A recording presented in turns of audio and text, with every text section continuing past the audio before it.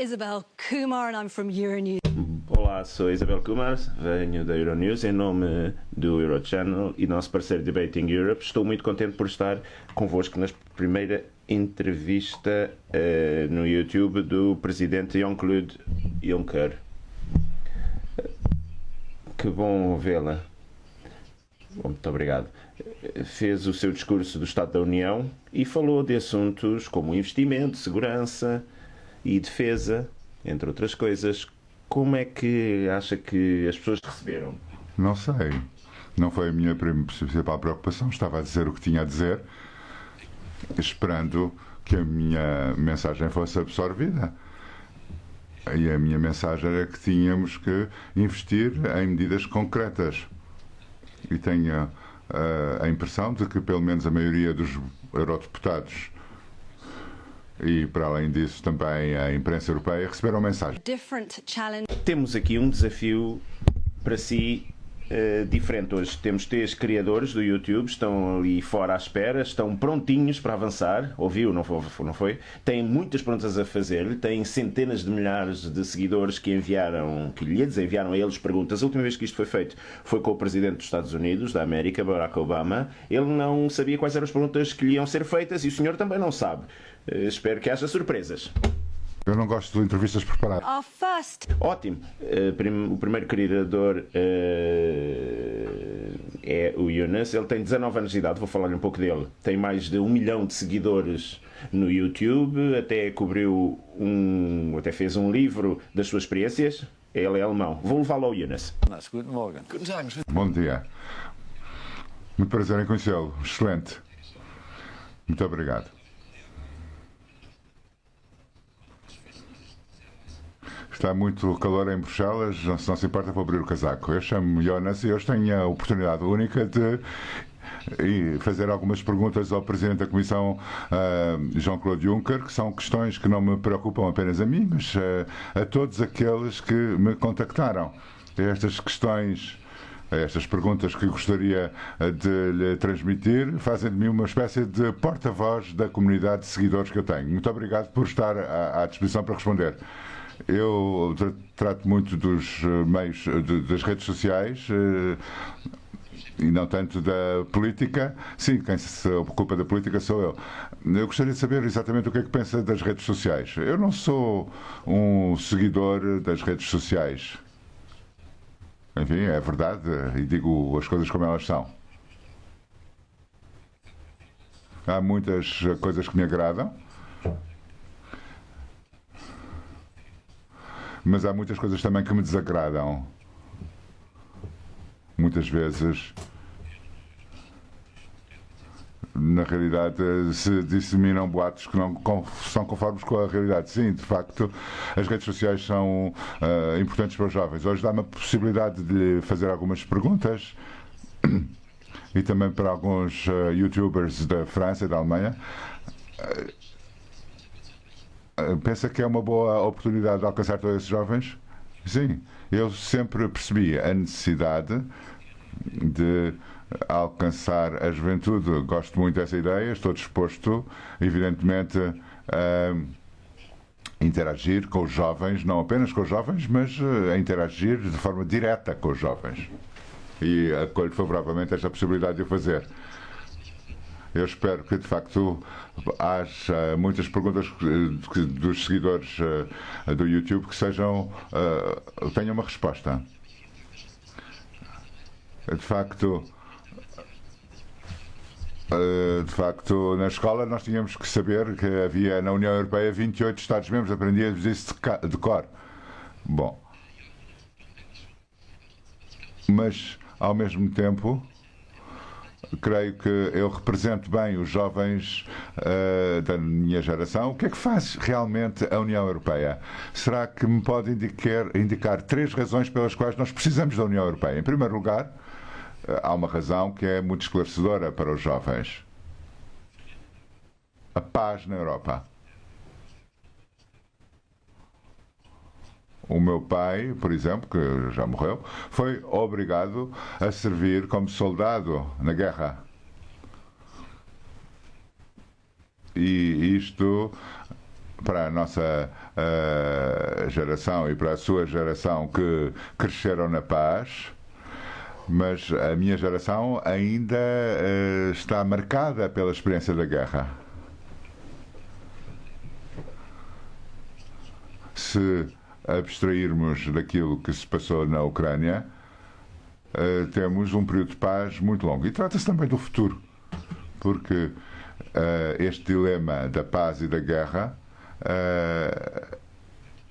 muitas vezes não interpela os jovens, o que é normal.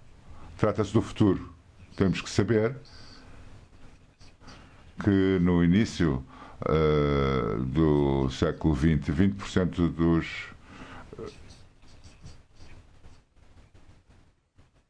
os europeus eram 20% da população mundial. Entretanto, a percentagem reduziu-se e reduzir-se-á ainda mais no futuro. E, portanto, nós temos que estar conscientes de que o nosso peso relativo na economia global, na economia mundial, está a reduzir-se de forma drástica e dramática. E os Estados nacionais, os Estados-nação europeus, têm um peso que é praticamente insignificante. Portanto, temos que congregar as nossas forças, porque se trata não só de exercer uma influência sobre a economia mundial, mas também de disseminar os valores europeus. E isso diz respeito aos jovens, porque os jovens crescem neste mundo com os nossos valores.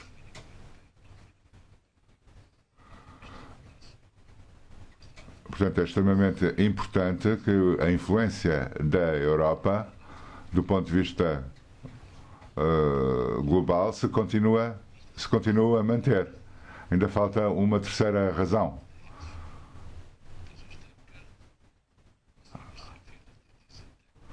Não há muitos que, de facto, partilhem esta forma de pensar. A Europa não tem apenas tarefas como a manutenção da paz, a criação do emprego, o desenvolvimento económico no nosso continente, mas à escala mundial também. A Europa ainda não chegou a esgotar completamente a sua missão. Nós, por exemplo, temos tarefas à escala mundial para reduzir, por exemplo, a mortalidade infantil ou a subnutrição. E esperamos poder alcançar um dia esses objetivos. Agora, uma questão que é colocada muitas vezes na internet. Em muitos Estados-membros da União Europeia há uma única moeda, mas no que se refere, por exemplo, ao casamento entre pessoas do mesmo sexo, a Europa diz que isso deve ser uma competência nacional. Bom, tudo o que diz respeito ao direito da família é uma questão que diz respeito aos Estados nacionais. Quando eu era primeiro-ministro no Luxemburgo, eu apresentei um projeto de lei no Parlamento Europeu para legalizar o casamento homossexual. Porque, de facto, não podemos fazer uma discriminação em função da orientação sexual das pessoas. Todas as pessoas, independentemente da sua orientação sexual, podem amar-se e encontrar-se. E, portanto, eu sou a favor de que todos possam, de facto, ter esse direito. Agora, não podemos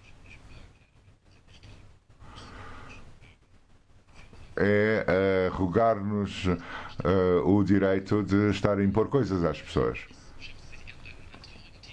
Agora, um tema mais triste, o terrorismo. É uma questão que já foi mencionada. Na França, vimos imagens muito tristes e dramáticas que afetaram muita juventude. E será que no futuro devemos recear, de facto, que haja mais atentados terroristas e quais são as medidas ou contramedidas da União Europeia? Enfim, entretanto, houve um grande número de atentados terroristas E os últimos foram, de facto, os mais terríveis em França e na Bélgica, que fizeram muitas vítimas inocentes. E é por essa razão que os Estados europeus, os Estados-membros da União Europeia, devem, na realidade, cooperar de forma mais estreita, devem partilhar as suas informações de forma mais intensa, devem reforçar a proteção das fronteiras externas, já estamos a fazê-lo.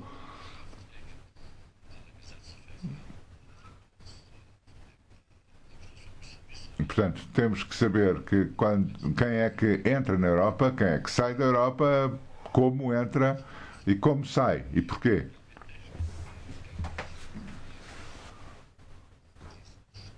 Agora, de facto, eu sou um pouco alérgico a um super-Estado que, na realidade, exerce uma influência sobre e se imiscua na intimidade pessoal das pessoas e que, na realidade, se arrogue o direito de violar a privacidade dos cidadãos. Temos que encontrar um certo equilíbrio. Agora, temos que saber quem é que se movimenta na Europa, quem é que entra. Isso não quer dizer necessariamente que estejamos a ser um Estado policial. Devemos fazer com que isso seja possível, que haja esse tipo de controle. Um tema completamente diferente, a política de refugiados. É um tema bastante controverso na Europa. No seu discurso de ontem disse que as pessoas devem manifestar maior solidariedade e que deve ser uma solidariedade que venha do coração. Ora, as pessoas querem de facto saber exatamente como é que os indivíduos podem ajudar os refugiados. Eu conheço, não dezenas, mas centenas, milhares de pessoas no Luxemburgo, na Alemanha, que, na realidade, assumiram uma responsabilidade pessoal pela questão dos refugiados. Muitas vezes são jovens, por exemplo, que acolheram em sua casa um refugiado ou uma família de refugiados. Talvez seja normal, mas, enfim, merece ser mencionado. No futuro, eu gostaria que, sobretudo os jovens, se mobilizassem de forma muito ativa, muito empenhada nesta questão dos refugiados. A própria Europa foi um continente de onde partiram muitos migrantes, um continente de emigração para os Estados Unidos, enfim, para outras regiões do mundo. Nós, na realidade, distribuímos por todo o mundo e ficamos felizes e satisfeitos por ter havido outras regiões do mundo que tivessem acolhido os europeus que migraram e que deram aos europeus a oportunidade de exercer uma certa influência na construção dessas sociedades. Agora, nas redes sociais e em discursos dos partidos políticos, muitas vezes dá-se a entender que os refugiados, enfim, dão aso a que entrem terroristas na Europa. Bom, é completamente impossível, de facto, que impedir que haja um controle absoluto, mas seja como for, nós devemos, na realidade, combater os extremistas radicais. Isso, aliás, é uma tradição europeia. Não devemos combater os extremistas radicais de uma forma violenta, mas devemos, na realidade, argumentar contra os populistas, perguntando exatamente o que querem dizer com as ideias que propalam. O que é que tu farias se, na realidade, a tua família e os teus filhos fossem bombardeados cotidianamente? Ficavas no teu país, na realidade, à espera que te caísse uma granada em cima? Ou será que pegarias na tua família e nos teus filhos para tentares ir para um país seguro? Muitos dos refugiados que vêm para a Europa, de facto, podem criar alguns problemas que não devem ser ignorados. mas afluem em massa à Europa porque a Europa é vista como um continente seguro e de abrigo no mundo.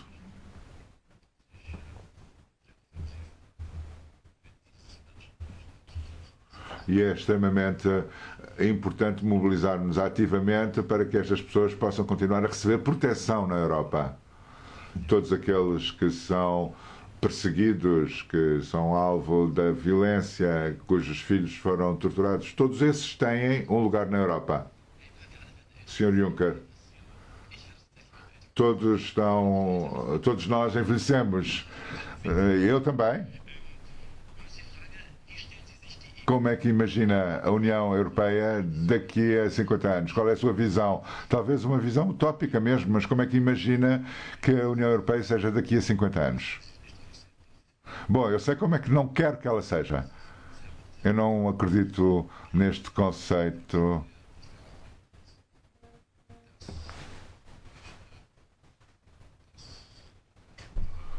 Segundo o qual a União Europeia deveria transformar-se nos Estados Unidos da Europa. É um conceito que vem dos anos 50. Eu não penso que isso deva acontecer. Nós vivemos da diversidade. Há toda uma série de culturas nacionais e regionais, sensibilidades nacionais e regionais que não podem desaparecer. Nós não queremos, na realidade, homogeneizar, integrar à força toda essa diversidade num super-Estado. Eu espero que, de facto, nunca se aplique um conceito maximalista de integração.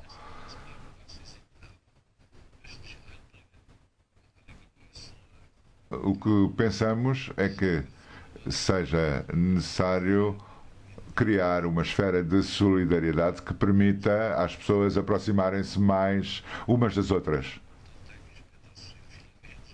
Eu creio que, de muitos pontos de vista, uma Europa melhor é necessária. A Europa tem que se tornar cada vez mais transparente, mais fácil de compreender, porque ninguém percebe exatamente o que é que se passa em Bruxelas. Muitas vezes o que se passa em Bruxelas está muito distante dos nossos cidadãos. Mas precisamos de mais Europa, de uma Europa melhor. Uma Europa da defesa. Porque um país não deve tomar a seu cargo todas as tarefas necessárias para garantir a defesa da Europa. Além disso, os americanos já não estão disponíveis e dispostos a continuarem a defender militarmente a Europa. Eu não sou a favor da militarização da União Europeia, longe disso. Mas penso que devemos assumir as nossas responsabilidades de manutenção da paz e de defesa da paz no nosso continente. Temos que ter uma melhor Europa também no que se refere à era digital.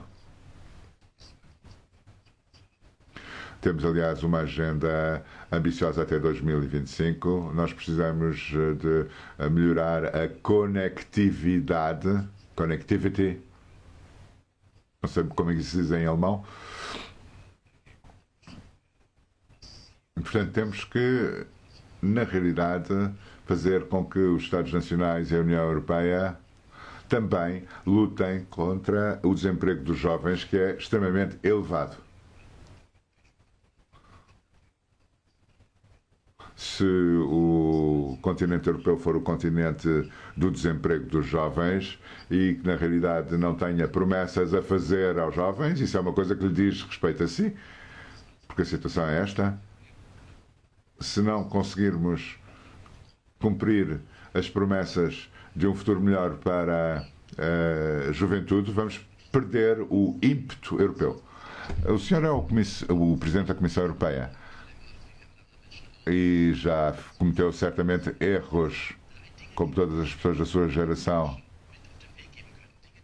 Agora, o que é que nos pode dizer a nós jovens 3 coisas que nós devemos fazer melhor do que a sua geração? Bom, eu não sou um representante da minha geração ou das gerações que precederam a sua, porque há várias na vida ativa, mas gostaria de voltar a um ponto que mencionei há pouco.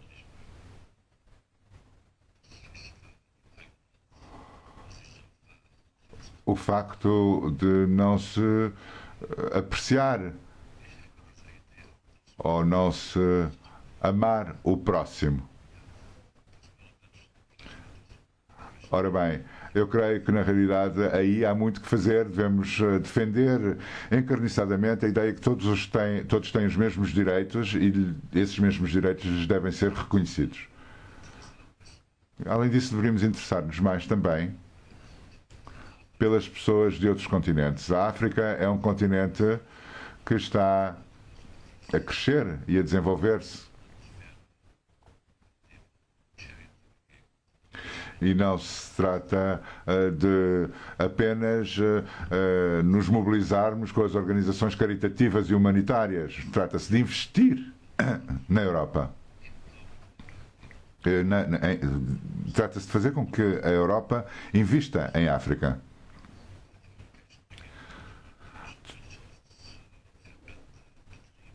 E nós pensamos que as empresas europeias, as regiões, as autarquias devem mobilizar-se também para cooperar e investir com a África. Muito obrigado por ter respondido às minhas perguntas, Sr. Juncker. Espero que muitas das perguntas dos seguidores do YouTube tenham recebido uma resposta.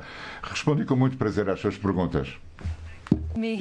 Venha então comigo, mais uma vez, para aqui. A nossa câmara é aquela? Vire-se, faz favor.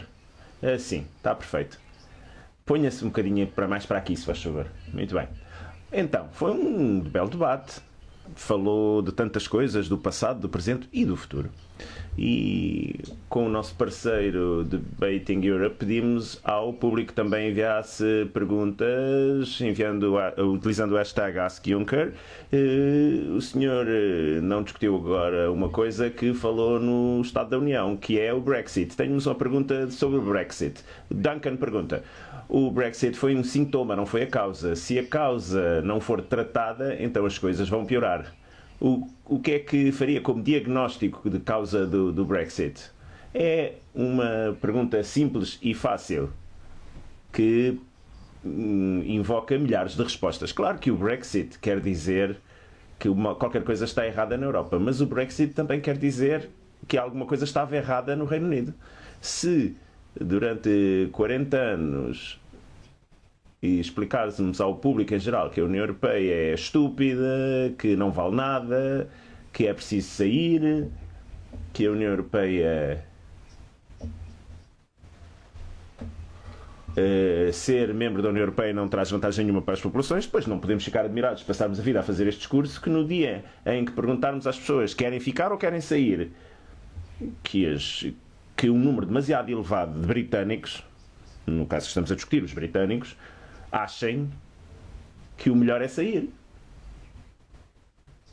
Na Europa, ou sobre a Europa, contam-se tantas mentiras e tantas meias-verdades que andam por aí a circular que não se pode ficar admirado com aquilo que aconteceu. Agora, eu não estou a dar só essa explicação para o voto britânico. Não, havia também aqui uma mensagem europeia. Muito bem, então agora vamos passar ao próximo criador YouTube, a jovem Letícia. Vou falar um pouco dela. A Letícia é francesa e no seu canal gosta de falar de coisas como a ecologia, reciclagem. Também participou numa iniciativa da YouTube Toi-même tu filmes, que tem como objetivo combater o discurso do ódio.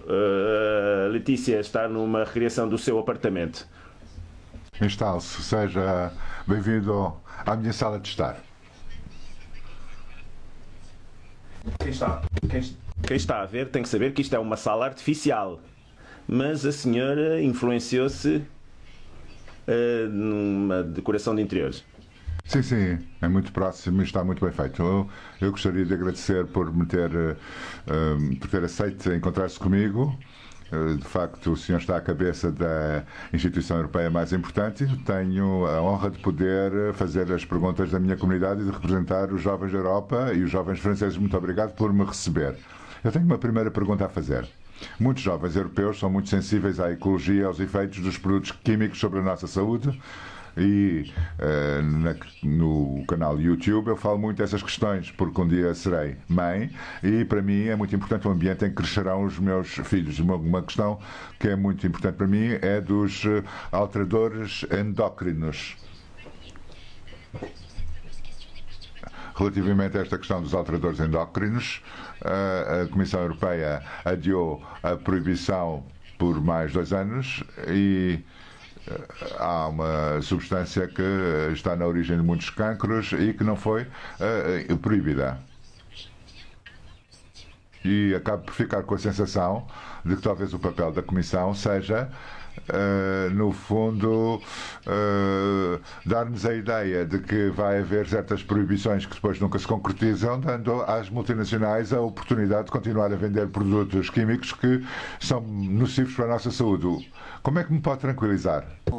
Nós estamos a trabalhar à volta destes assuntos e trabalhamos com esses assuntos. No mundo científico, há avaliações díspares quanto aos produtos de que a senhora fala. Eu estou mais do lado daqueles, não diria daqueles que têm medo, mas daqueles que levantam as questões.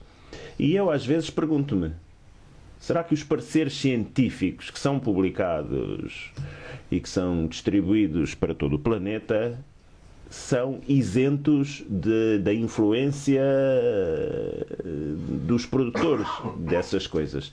E a Comissão trabalha à volta desses assuntos e não tomamos esses assuntos de ânimo leve, nada que se pareça. Como é que eu hei de dizer isto? O problema impressiona-me. Obrigado. A segunda questão. O seu predecessor, o Sr. Barroso,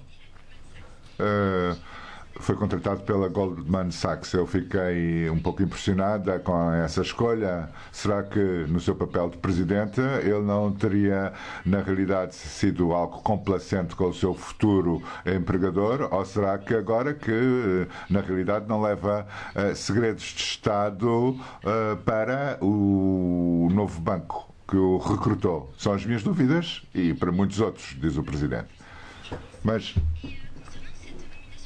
no que se refere a esta nomeação, declarou no diário Le Soir que não é um problema que ele esteja a trabalhar num banco privado, uma vez que respeitou o prazo de 18 meses previsto pela legislação europeia, mas que tem um problema pelo facto de o Sr. Barroso estar a trabalhar para esse banco. Eu fiquei um pouco desorientada, porque é que esse banco em particular coloca um problema específico. Não percebo muito bem. Bom, para já, José Manuel Durão Barroso é uma pessoa honesta. É um amigo. Tomou a decisão de se juntar ao grupo Goldman Sachs depois de um prazo de 18 meses que respeitou, diz a entrevistadora. Sim, há um prazo que a Comissão Europeia impõe. Um código de conduta destes não existe em Estado-membro nenhum, vinculativo como este é, mesmo no país que a senhora conhece melhor, que é a França. Portanto, ele respeitou as regras. E, portanto, eu não vejo um problema enorme por ele ter passado a trabalhar para esta instituição financeira. Mas a minha pergunta ia mais noutro sentido. Sim, a senhora quer que eu fale mal da Goldman Sachs. Eu já lá vou. Eu posso bater, não há problema nenhum em bater, já lá vou. Agora, se uma pessoa sai de uma grande empresa para ser ministro, ninguém levanta perguntas como ele estava, alguém que está ao serviço de um grande banco, de uma grande empresa onde é bem pago, se não traria para onde vai trabalhar noutro sítio os interesses, as informações que adquiriu no serviço privado. Aí ninguém pergunta nada. Mas se alguém sair do político para ir para o privado, o que acontece em muitos sítios, acontece nos Estados Unidos, onde a mistura de postos públicos e empregos no privado muito grande, aí toda a gente faz perguntas. E o que é que eu digo? Eu digo e repito que ele exerça funções num banco privado não me levanta problema nenhum. O problema não é esse. A questão é que a Goldman Sachs foi uma das entidades que contribuiu, com consciência ou não, para que acontecesse uma crise económico-financeira enorme nos últimos anos. E, portanto, eu levanto dúvidas quanto a esta entidade e da direção na qual ia essa entidade. Muito bem. A minha questão seguinte é esta. Falou-se muito de Antoine Bercou, um lançador de alertas que permitiu que houvesse toda uma série de empresas que pagassem apenas 1% de impostos. Bom, eu fiquei bastante preocupada porque o meu marido tem uma pequena empresa e paga 33% de impostos. O senhor declarou que a Comissão vai fazer o necessário para que esta injustiça social seja uma prioridade e fiquei bastante aliviada. Mas a questão que me coloquei depois, e talvez seja uma questão muito ingênua, é se de facto o senhor está nas melhores condições para pôr cobro a esta situação de injustiça social. Agora não é uma questão pessoal, não é um ataque. Pode-me atacar. Não, mas eu não tenciono atacá-lo. A minha questão que eu me coloquei é a seguinte: o senhor foi Ministro das Finanças durante 18 anos do principal paraíso fiscal da Europa. Isso, de facto, será que não é a mesma coisa que estar a nomear como chefe da polícia um assaltante a um banco? Bom, muitas vezes. Diz-se muitas vezes que os antigos assaltantes são os melhores polícias depois. Agora, a senhora está a falar do meu país. Eu já não sou responsável pelo Luxemburgo. E é um bocadinho a condescendência francesa quando os franceses olham para os outros. Enfim, na Europa, cada país é o paraíso fiscal do seu vizinho. A senhora tem a certeza absoluta que aquilo que se chama os tax rulings, portanto, os acordos entre as administrações fiscais e as empresas, tem a certeza que isso não aconteceu em França? Eu não tenho certeza de nada. Eu pergunto-lhe, e a senhora, eu faço-lhe a pergunta e a senhora vai estudar o assunto. Digo-lhe desde já que aquilo que a senhora vai descobrir não lhe vai agradar. Mas pondo isso de lado, eu estava convencido e continuo a estar convencido que na Europa precisamos de um mínimo de, como é que eu ia dizer isto? De normalidade fiscal. As empresas têm que pagar os seus impostos no local onde conseguem os lucros. E é isso que a Comissão Europeia está a meter ombros. E quando tomamos a decisão sobre a Apple na Irlanda e outras decisões, sem pensar em bandeiras, nem em países, nem em pessoas, e vai haver decisões nas próximas semanas quanto a isso. Agora, eu nunca tomei nenhuma decisão quanto à tributação específica de uma empresa no Luxemburgo. Isso é a administração fiscal que faz. O que não quer dizer que não possamos ter reuniões com os grandes investidores estrangeiros que quisessem investir no Luxemburgo. Todos os primeiros-ministros recebem grandes dirigentes de grandes grupos internacionais. Agora, o que nunca houve foi um exercício de influência quanto às modalidades e os pormenores da forma como uma ou outra empresa foi tributada no Luxemburgo. Eu gostaria que todos aqueles que foram primeiros-ministros e ministros das finanças nos seus países pudessem dizer a mesma coisa. Muito obrigado pelas suas explicações. De facto, tenho agora as ideias um pouco mais claras e vou seguir os seus conselhos e vou examinar a questão. A minha questão seguinte foi também uma questão muito colocada na minha comunidade. Eu tenho um canal YouTube onde falo muito da ecologia, sobre a forma como os lobbies influenciam a Europa. Eu falei dos grupos de pressão no que se refere nomeadamente aos produtos químicos, mas de facto é uma questão mais geral. No fundo, os cidadãos elegem deputados que não podem votar leis. Há cerca de 30 mil lobistas em Bruxelas que gastam muito dinheiro para exercer essa pressão, organizando jantares, acontecimentos, etc. Ora bem, esses esforços acabam por trazer os seus frutos e através dos diferentes grupos de pressão, entre 2014 e 2015, a Comissão Europeia organiza reuniões 2 vezes por semana com esses grupos de pressão da indústria farmacêutica, por exemplo. Eu sou presidente de uma pequena associação francesa, que é uma associação humanitária ligada também à produção biológica. Ora bem, como é que uma associação de cidadãos como a minha poderia ter o mesmo orçamento e as mesmas oportunidades que essas grandes empresas para fazer o seu lobbying? Eu tenho uma certa dificuldade em imaginar que a União Europeia pode garantir o interesse geral dos povos em vez do interesse geral das empresas, porque parece-me que há uma certa cumplicidade entre a União Europeia e as empresas. Será que a União Europeia, na realidade, está do lado dos seres humanos e das empresas? Bom, de uma maneira geral, não se pode pôr uma coisa contra a outra. Os cidadãos, os consumidores e os grandes grupos farmacêuticos ou outros grupos quaisquer. Agora, aquilo que a senhora pergunta tem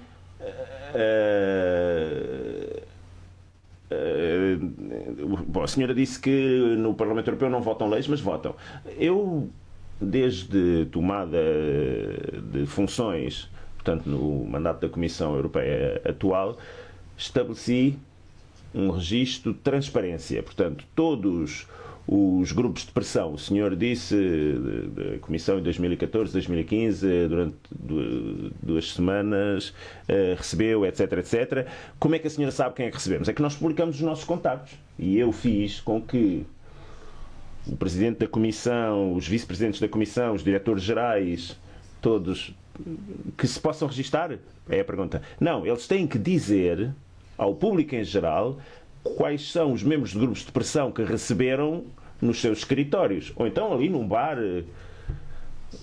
para que saiba quem é que tenta influenciar que decisão. Eu não me oponho, em princípio, a que haja grupos de pressão, desde que os grupos de pressão tenham uma participação na tomada de decisão que represente os interesses das grandes empresas ou das organizações de consumidores. Nós também recebemos organizações governamentais, etc., mas que têm um orçamento menor, diz a pergunta. Não é o orçamento da Comissão Europeia que dá dinheiro aos grupos de pressão. Agora, nós apoiamos financeiramente outros círculos de influência que, enfim, têm um papel mais importante, como os órgãos de consumidores e tudo mais. O que é para mim vital é que os europeus saibam quem é que se pronunciou sobre que assunto. E é isso que nós fazemos. Portanto, enquanto cidadã e mulher jovem, continuo a pensar que há lobistas que têm milhões de euros para fazer o seu trabalho de lobistas. E na realidade têm um registro para declarar que são um grupo de pressão. Não, não é bem isso. Se eu sou um grande banqueiro, digo, sou um grande banqueiro, e quem me observa pode ir ver se sim ou não o ponto de vista é conhecido de uma grande empresa ou desse banco produz efeitos quanto ao conteúdo das decisões tomadas pela Comissão e depois do Conselho e depois do Parlamento Europeu. Eu sou a favor da transparência. Eu não sou menina dos olhos desses meios. Digo-lhe já para que a senhora fique descansada. Sim, tranquiliza-me um pouco. Muito obrigado. Fiz todas as perguntas que tinha a fazer. Gostaria de lhe agradecer por ter respondido e de ter prestado a este jogo de perguntas e respostas.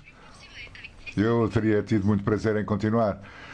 Quem é que decidiu que temos que interromper agora? De facto, a coisa está cronometrada.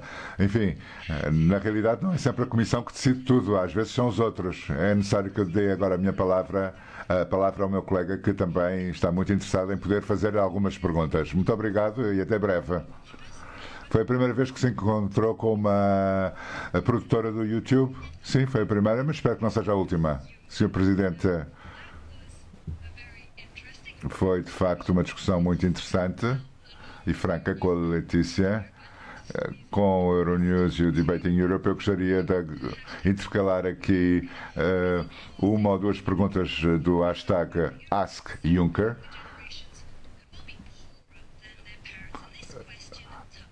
A questão de saber se os jovens vão, na realidade, ser mais pobres que os seus pais é uma questão que nos preocupa a todos. A questão da Lina diz que o investimento não interessa se as pessoas têm salários baixos, condições de trabalho más e contratos inseguros. Como é que pode garantir que o crescimento europeu dê emprego de boa qualidade? Bom, a pergunta é mais complicada do que parece. É uma competência dos Estados-membros da União Europeia e da Comissão Europeia. Eu fui Ministro do Trabalho durante 17 anos e, portanto, sou muito sensível a esta questão. E é por isso que lançámos, durante o mandato desta Comissão, uma consulta bastante lata quanto ao pilar dos direitos sociais para os trabalhadores, direitos mínimos para os trabalhadores na esfera social. Eu entendo que a flexibilidade, sim senhor, é necessária de tempos a tempos, mas nos últimos 20 anos foi um veneno nas nossas relações sociais a nível nacional e do ponto de vista europeu. Ou seja, por vezes, uma flexibilidade cega existiu nas relações laborais. O meu pai foi siderúrgico. Se ele tivesse sido confrontado com contratos laborais que tinham de ser renovados de 6 em 6 meses, portanto não tendo segurança laboral nenhuma quanto ao planeamento da parte material da sua vida, eu não teria tido a oportunidade de ir para a universidade estudar e, portanto, este problema da precariedade laboral é algo a que eu sou muito sensível. Relações fracas, as empresas pedem segurança. Os trabalhadores também precisam da mesma segurança. Essas questões são questões que terão muito eco nas comunidades do YouTube que aqui estão representadas. Eu gostaria de apresentar-lhe agora o Lucas, que vem da Polónia, que faz entrevistas. É muito famoso na Polónia, faz entrevistas no seu estúdio. E, além disso, também faz os discursos TEDx.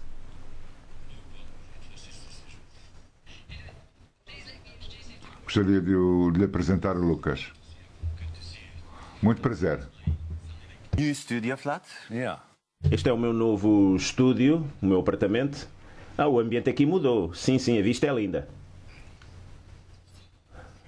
Ora bem, em primeiro lugar, vamos fazer um pouco de promoção. Beber um pouco de água. Vamos falar um pouco do meu canal. Conhece o meu talk show? Já ouviu falar alguma coisa sobre isso? Bom, sei aquilo que perguntei. Porque quando me encontro com lobbyistas como o senhor, quero saber quem eles são. E agora já tenho uma ideia mais clara daquilo que faz.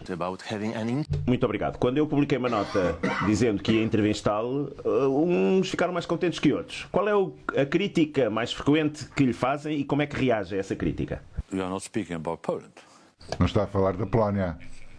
Não se está a referir à situação na Polónia, mas à situação em geral.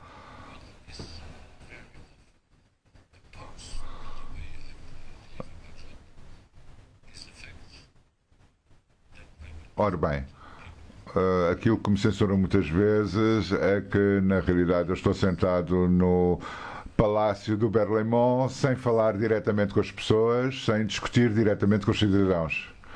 Eu venho de Luxemburgo, que é um país muito pequeno.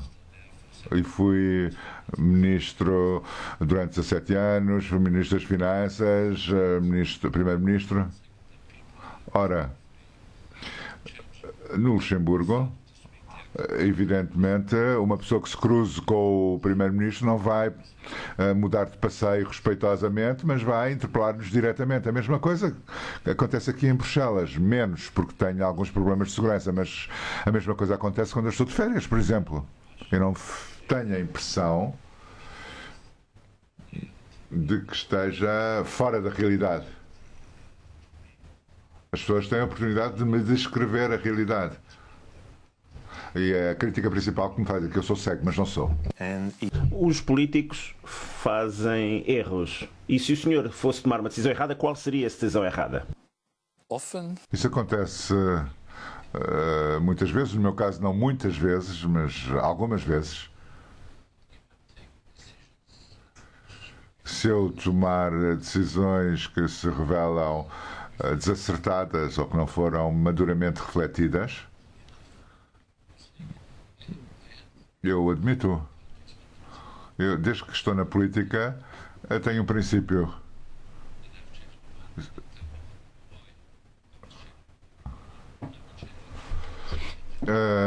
Se eu mudar de opinião, terei que sempre explicar que mudei de opinião e porquê. Espero que consiga ser a mesma coisa. Vamos falar da União Europeia. Como é que os jovens europeus podem influenciar a União Europeia? Usando a palavra, sendo mais audíveis, mais críticos. Eu não creio que possamos progredir sem que nos digam o que é que está errado. Temos que ouvir essas pessoas.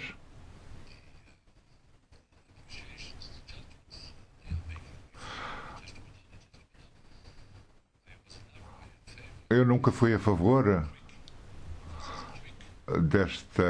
deste truque de dizer sim a tudo o que os jovens exigem.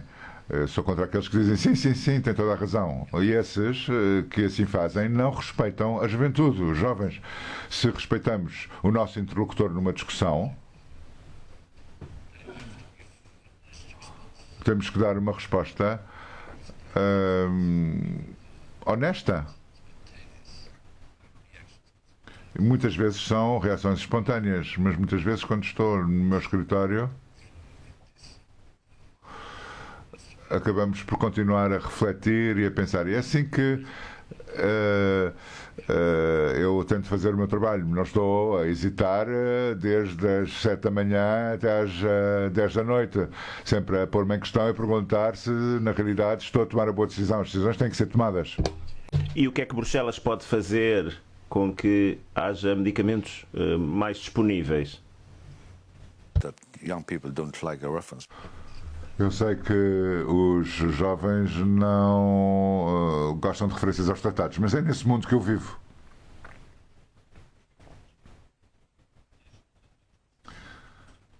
No que se refere à educação, os tratados privilegiam a dimensão nacional. Isso não é apenas algo que acontece na Europa. Mas principalmente na Europa temos 28 Estados-membros, temos tantas regiões, tantas culturas. Não podemos, na realidade, impor um modelo de educação de cima para baixo do nível central europeu. A educação que tem que ser organizada pelos diferentes países, Estados nacionais e pelas regiões. A Espanha, por exemplo. Na Espanha há a Catalunha, o País Basco. Tudo isso no Reino de Espanha. Mas as situações nessas diferentes comunidades autónomas são muito diferentes. Como é que se pode imaginar que seja a Comissão Europeia a dizer que são tantas horas para a filosofia, tantas horas para a matemática, tantas horas para o desporto? Isso é uma questão que é do pluro dos Estados-membros. O que a União Europeia pode fazer é organizar de uma forma transparente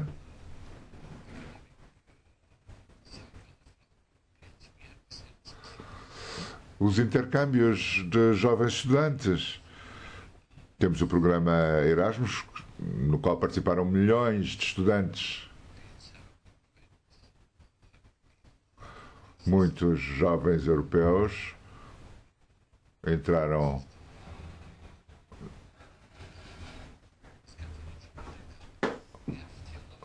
também em estágios em empresas europeias, mas agora temos o efeito colateral também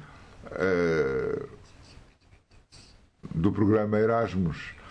3 milhões de casamentos mistos entre diferentes nacionalidades.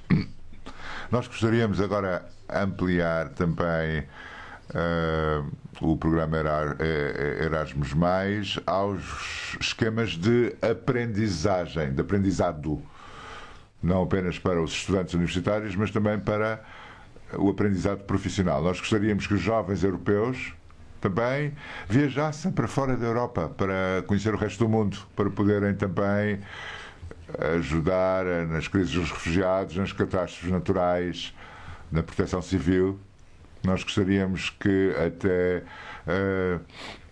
2020 tivéssemos 200 mil participantes nesse tipo de programas, porque sabemos que os jovens são generosos. As pessoas da minha geração, um pouco menos. Daqui a uns anos eu olharei para trás, mas os jovens na Europa olham para o futuro.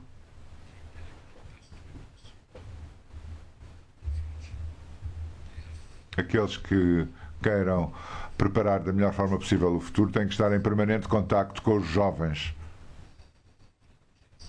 E este corpo de voluntários que eu mencionei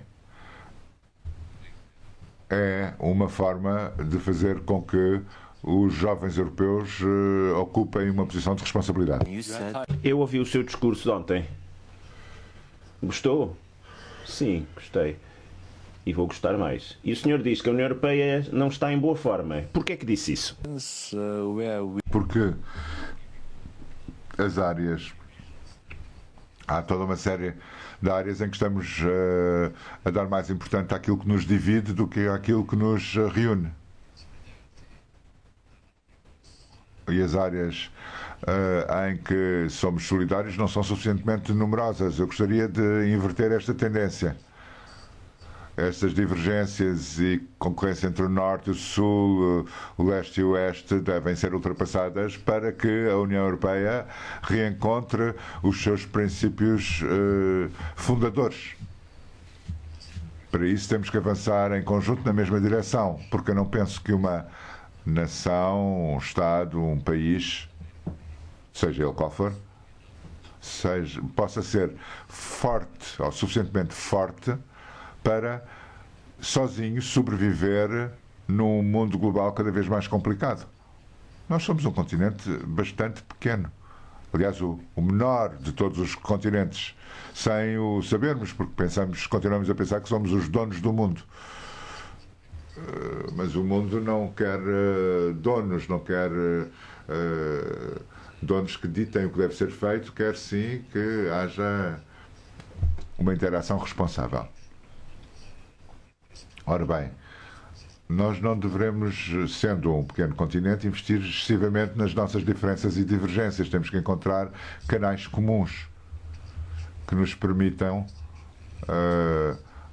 avançar seguramente nas próximas décadas e no próximo século, mas o próximo século ainda está muito longe. Vamos falar da vida privada na Europa. Quais são as vantagens na vida privada de dispor de um cargo como o seu? Nenhuma. Nenhuma ou não quero falar disso? Não gosto de falar da minha vida privada, nem da minha privacidade, da minha intimidade. Eu gostaria de poder salvaguardá-la. Eu não sou uma estrela de cinema.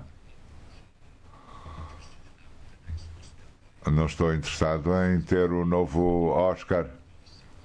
Eu acho que é uma estrela de cinema. Não. Eu gosto das pessoas, gosto dos outros. Gosto de abraçar e de beijar as pessoas. E dou-lhe um beijo, sim. Então, quando a câmara estiver mais próxima, dou-lhe um beijo. Porque não agora? Muito bem. A cobertura mediática fica, com certeza, muito satisfeita.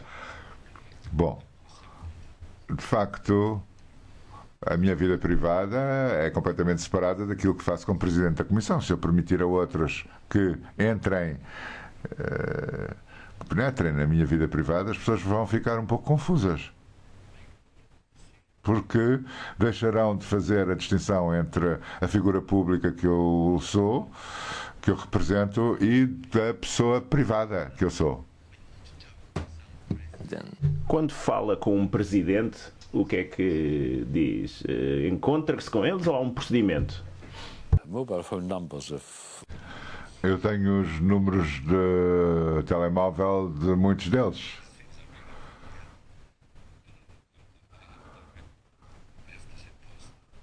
Eu tenho contacto pessoal com os meus colegas na União Europeia e fora da União Europeia. Alguns deles já os conheço mesmo há décadas.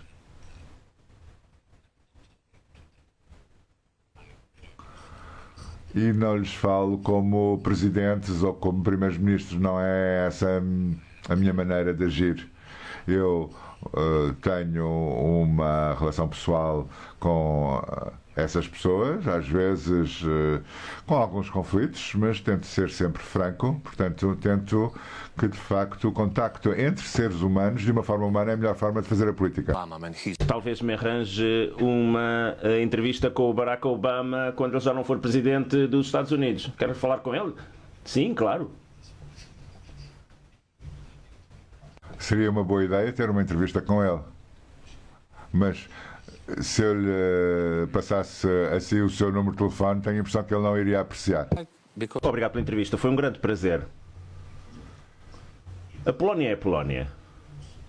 Mandar uma mensagem a quem nos está a ver na Polónia.